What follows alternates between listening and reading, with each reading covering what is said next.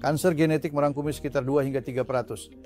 Jadi majoriti kanser adalah berkaitan dengan kanser bukan genetik. Jadi kita tidak perlu risau tentang kanser genetik kerana ia hampir tidak merangkumi sekitar 2 hingga 3%.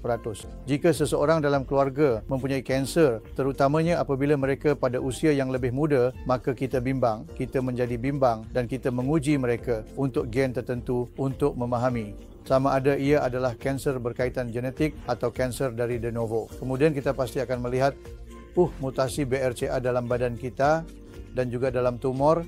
Mereka mempunyai kecenderungan yang lebih tinggi untuk mengembangkan kanser payudara, kanser rahim, kanser ovari, tetapi mereka mempunyai kecenderungan yang lebih tinggi berbanding dengan populasi rutin atau masyarakat umum.